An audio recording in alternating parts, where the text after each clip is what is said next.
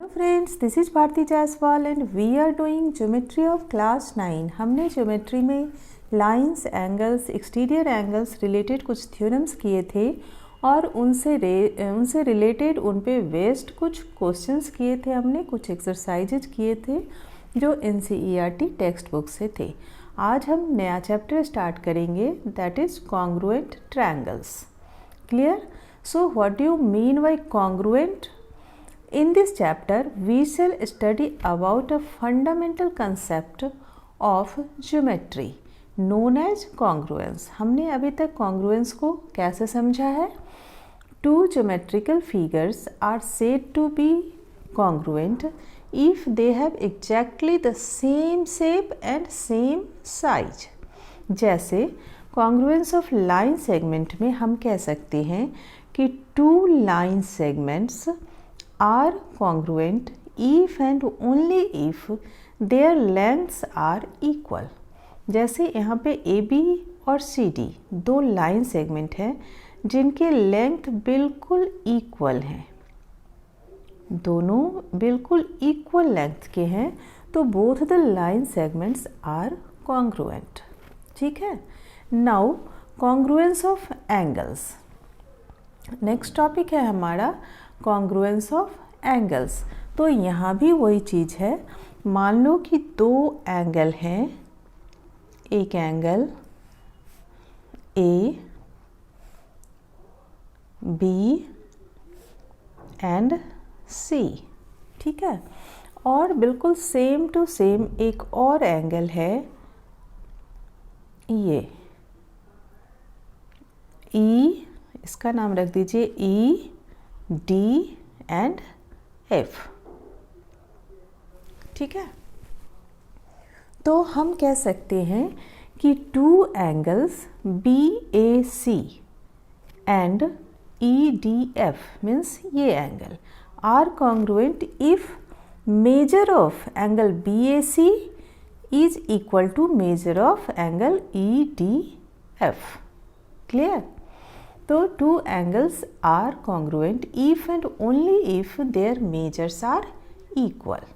Means दोनों की जितने डिग्री का ये एंगल है उतने ही डिग्री का अगर ये भी एंगल है तो both angles are congruent. Now congruence of triangles. अब देखिए कॉन्ग्रुएंस ऑफ ट्रायंगल्स क्या हो सकता है? जैसे दो ट्रायंगल हैं, क्लियर, ये एक ट्रायंगल है और ये एक ट्रायंगल है, देखने में बिल्कुल सेम टू सेम है। तो two triangles are congruent if and only if one of them can be made to superpose on the other so that ये ट्रायंगल इस ट्रायंगल को एग्जैक्टली कवर कर ले। ठीक है। अगर हमने इस ट्रायंगल को उठाकर इस पे डाला तो अगर ये इस ट्रायंगल को एग्जैक्टली कवर कर लेती है, it means both the triangles are congruent.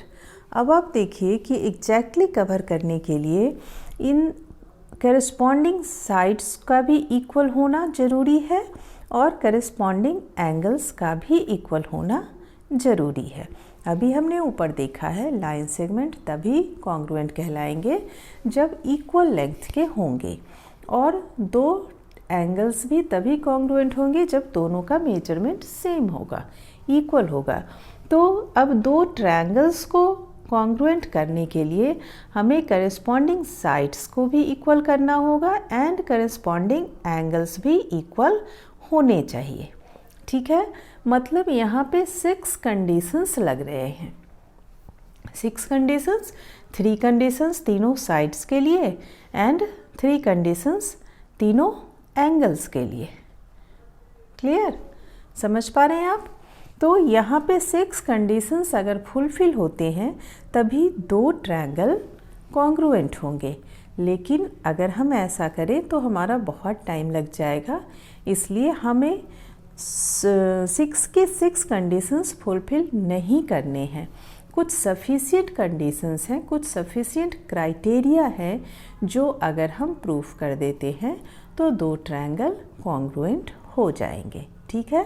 अब ये सफिशिएंट कंडीशंस या क्राइटेरिया क्या है, इसे हम थ्योरम के रूप में आगे पढ़ेंगे इन माय नेक्स्ट वीडियो। ठीक है, साइड एंगल साइड या साइड साइड साइड या एंगल एंगल एंगल, ये सब आपको आगे मैं समझाऊंगी। क्लियर? तो आज के लिए इतना ही। Thank you.